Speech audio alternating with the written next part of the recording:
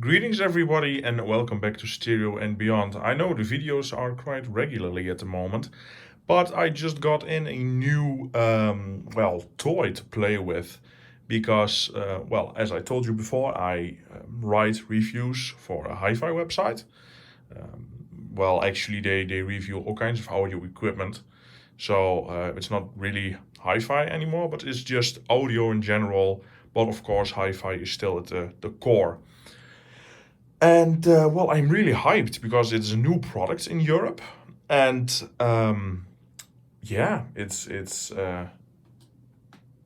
that right there. It's a Dynavoice subwoofer.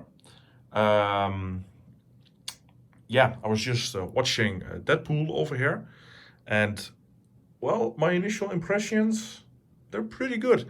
Hey Google, turn on the PC. Okay, turning the PC on. I'm going to show you a little bit about the subwoofer.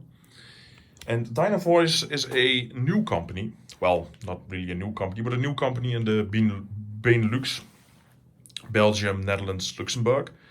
Let me go to their website. I'm not really prepared here. Dynavoice. Yeah, there we go. And they asked me to, no, this it's not that. There it is, Nordic Sound. Here we have it. The Nordic Sound. Speakers designed and developed in Sweden. You cannot buy these, in the Netherlands or in Europe that easy. You need to buy them through their website. I do not know how the US, etc., is handled. If you are interested in the speakers, I suggest you contact them. Just search dynavoice.se and you will go to their website. You can contact them. But I'm not here to review it right now. I am here to talk a little bit about it and show you what I am getting and what I got. I got the biggest subwoofer, the Challenger CSB V15. It's 9,000 crowns. That's about 900 euros, I believe. Out of the top of my head, I got it in the all black finish, which looks really nice. It weighs about 33 kilos. The size is about the same as my SVS PB12 NSD. It does weigh a little bit less, but not much. It has a slot port on the front. It reminds me a lot of the Klipsch subwoofer that I had to review, but that was a 12-inch. This is a 15-inch, my first 15-inch subwoofer. Or was the SB3000? Is that also a 15-inch or is that a 13-inch? I don't know. The SB3000 from SVS, I reviewed that as well. Unfortunately, that was all before I made videos. SVS SB3000. Let's have a look-see here. The SB3000, that's my review. It has an 13-inch, 13-inch, all right. So this is my biggest subwoofer. They also come in, this oak finish, which looks really nice, and white. Not many subwoofers come in white, so I'm actually really interested to see that, because SVS makes some white subwoofers, limited editions and that stuff, and some white speakers as well, and they really hit the market. And in some interiors, white speakers look really well, and in combination with that black drive and a black slot port, looks really, really good. It also has a front cover, but for now I just want to look at it from this angle. It's wood veneer. The finish is about as equal as the SVS. It's about as equal as I would have hoped for it to be to my SVS BB12 NSD. Maybe the build quality, as in the sturdiness of the cabinet, is not on par with SVS, but it's just from handling it, etc. But it's a really, really solid subwoofer, and you cannot ask for more in a subwoofer around this price. I actually trust my PB12 NSD so much that from now and again I sit on it, and I am, not the smallest person. So that says something. But I would trust this as equally as that, and it has pretty much the same controls on it. You can wire a speaker wire to it. The grill quality is nice. It has a really nice feature for the feet. It has, see, the Dynavoice X-type board is a bottom plate designed to allow you to use either soft dampening feet or the included shock absorbing acoustic feet. Haven't found those. The Dynavoice X-type board also adds stability, improving the integrity of the cabinet, keeping vibrations to a minimum for an even better subwoofer experience. I have no idea what's on it. Just the stock feet, normal feet. And actually, I do not get vibrations from my closet. And that says something, because my SVS always makes things rattle. Probably because that goes a little bit lower as well. But with this, no, not a problem. And I put my SVS SB or PB12 on those spikes over there. I have not done that to this, but it has SVS on the dampening factor out of the box. You could add, of course, SVS isolation pads, but this has a built-in isolation system, and I really like that, because the SVS option is not cheap. You can read about it, etc. It has a Class AB amplifier inside. That is interesting. It's or that says it in the manual at least. I don't know if it says it on the website. It is 300 watts RMS, 600 watts maximum. Not that much in terms of, SVS wattages these days.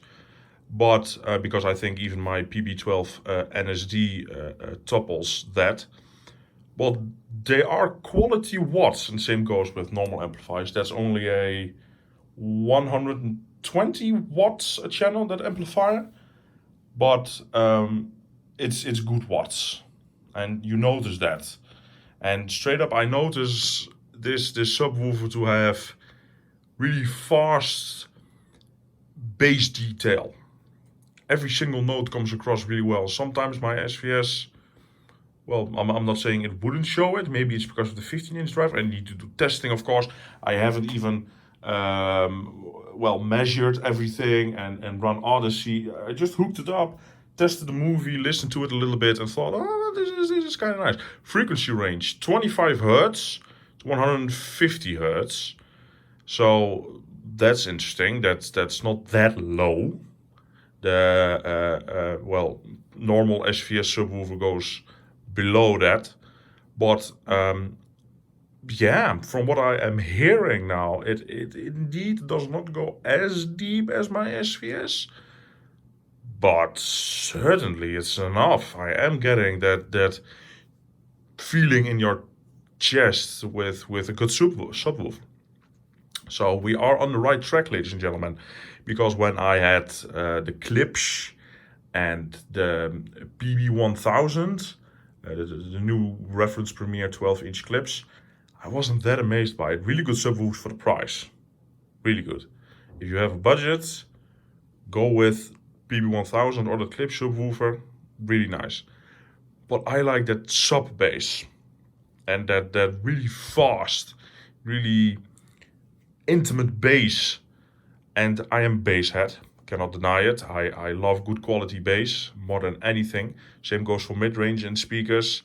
I'm really sensitive to mid-range and bass response. Highs, I care about those too, but the bass and the mid-range is almost immediately what I notice in a subwoofer or speaker. So it's a really good one. I am going to test it. I'm going to talk about it, write a review, of course, and make some videos. But it's big. it's certainly big, but it has a nice finish. It looks really good, and this is in line with what I would buy personally. This type of subwoofer, and it's nice to try that. I have tried the SB3000. That was the best subwoofer that I've heard to this day in terms of quality, But then I did some changes to my PB12 NSD, and I believe I am getting that same type of quality. Change fuse, out power cable, etc. But I've not changed the fuse on this. I'm not going to, but I did use my power cord that I used with my PB12 NSD, and this does come with a regular power cord, not a thicker gauge. The SB3000 came with a thicker gauge. So yeah, even my PB12 NSD, no, my PB12 NSD came with a normal power cord as well. But still, I mean, I'm not using AudioQuest power cables on my subwoofers. I'm just using a good quality, thicker gauge, oxygen-free copper, good termination, good quality connectors, and that's all you need in a power cable. And for now, the results are promising, very, very promising. So that's really good. But that's not the only thing. No. By the way, what do you think of my really ghetto center channel? These are the Yamo, or Yamo, whatever you want to call it, S801s. And well, I have them still because I damaged them a little bit. The cabinet, I knocked one over, my cat knocked one over. So they are, well, the front here is a little bit dented in, and on the other speaker it's a little bit worse. But drivers are fine, cabinet is fine, but I cannot sell them. And they are really cheap, and well, I want to set up speakers for my, well, backup pair. When I get a new amplifier that I don't trust or want to test or something, or something breaks, I don't know, then here we go. This is something interesting. These are really good speakers, and I have probably the idea to use them somewhere, maybe in a future house of mine, kitchen system, maybe bedroom, whatever, computer setup. I have a really high-end computer setup at the moment in terms of audio, and I am, well, planning to upgrade that amplifier, but who knows, maybe restore the current one. But still, these are really solid speakers. I really like the tweeter, etc. on it. The bass is a little bit meh, but it's only a 4-inch, I believe, 4.25 maybe. But yeah, they look really nice, have really nice grills, magnetic. So for the price, really nice speakers, so I'm just keeping them. So yeah, this is my current center channel. Actually not that bad, to be honest. I've just set it to small. I'm using the same settings, no new measurements from Odyssey or whatever, no new settings, crossed over at 80 Hertz. As are all my speakers, and I'm actually getting good dialogue out of it. So that's something. Of course, it's not on par with my SVS or even my old monitor audio bronze, but if you don't have a center channel and want to experience with a center channel, you can just hook up any old speaker and just try it.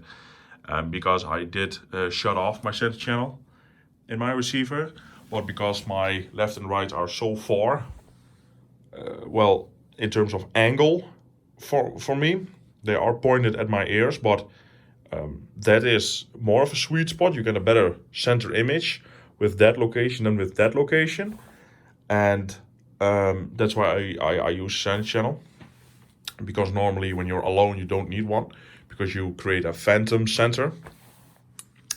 Because, well, when I watch a movie on YouTube, I use those black speakers, and I get a really central image. And when I use those, I also get a center image, but it's way bigger. It's about here, and it's all of this space is then the voice, and that's too big. So I turn it on again and just use that, and that's actually what I prefer. Yes, I prefer in this situation, in this setup, with this current equipment, to use that speaker for a center channel than shutting the center channel off and using these speakers and creating a phantom center. Yeah, that is right. But if I would have used those speakers or that location, I would probably shut off the center channel. Placement of speakers, room acoustics, all matters. But, I'm going out with a cliffhanger here. Probably when you're watching this, I'm picking up or already have picked up the center channel. I'm doing it a little bit early. But, yeah, there's something else. There's always something else, because they didn't only ask me to review the subwoofer, they asked me to review something else. And I said, well, of course, you know, I have time, so sure. This is their new line, the classic line. Really good finishing. I don't know if they are veneered or actually using real wood. That is veneer, but using vinyl. Price-wise, probably vinyl, but still, the Yamos use vinyl as well, and they look really nice. So, and for the price, no, that's not 12,000 euros. That's 12,000 crowns for the pair.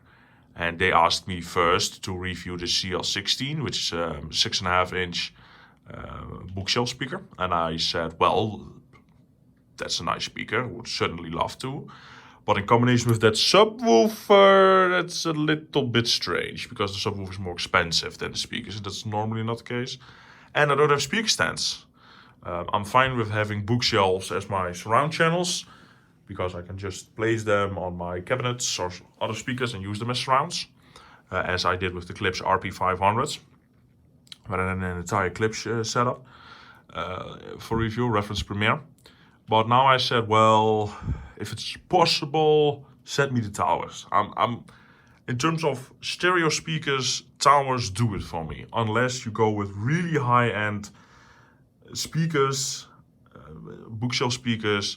But still, I will then say, well, let's hook up a subwoofer, a sealed one, just a nice 8 or 10-inch driver, just marry it beautifully, and yeah, that's just always the thing for me. So they said, sure, the CL28, that's nice. I said, sure, that's something. So I'm getting it in walnut. But it's not yet released, or it's not yet here in the country at the shop. So that will come soon. But my God, I am hyped. I'm hyped. They also come with 2 sets of grills to match the looks of your interior. So that is something. And they have that really beautiful magnetic treated design that Yamo has as well. As I can see, they are using pretty much the same finish as Yamo does, but I don't really care about the finishing of speakers in this price range. It just needs to look good, decent quality, but in this price range, sounds is all that matters, and looks a little bit for me. But the fact that you get magnetic grills, 2 separate grills, that's nice, man. That's really nice. They are also pretty big at 100 centimeters, 1 meter. They have a 5-inch mid-range, 8-inch woofer, a soft dome tweeter. They weigh about 24 kilos each. So yeah, this is interesting.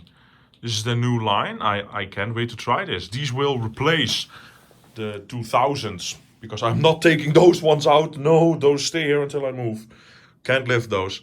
But the 2000, yeah, I can just roll them out of here, place the CL28s, and have them for movies. And when I want to listen to stereo, I will just slide one over, hook them up in stereo mode with the cables that I am making for speaker testing. And then I can just listen to stereo music. I will probably just place my chair over there and then just test those, because why not, you know? And I do need to get a bird in, so movies is the best way to do that. At least to not get influenced by the musical sound of it. But I am rambling on, but I have a lot to share again. So yeah, maybe I will do a little bit of a vlog when I go to pick up my center channel. I think that would be a nice thing to do. I might not film in the store, but I might, you know, I might. So, thank you for watching. If you have questions or anything at all, just ask me. These are some new products that I got in for review. The site which I review on is hifi.nl. Reviews are in Dutch, but using Google, you can just translate it. Just right mouse button and say translate to, well, the language you prefer. You can read my reviews there. I will not post a review on this channel. This is more of a behind the scenes channel. Stuff that I get. I will not share my total opinion about everything. Don't take my opinion on this too seriously. I'm going to make a whole intro video stating everything pretty soon, probably this weekend. But yeah, thanks for watching, and well, goodbye.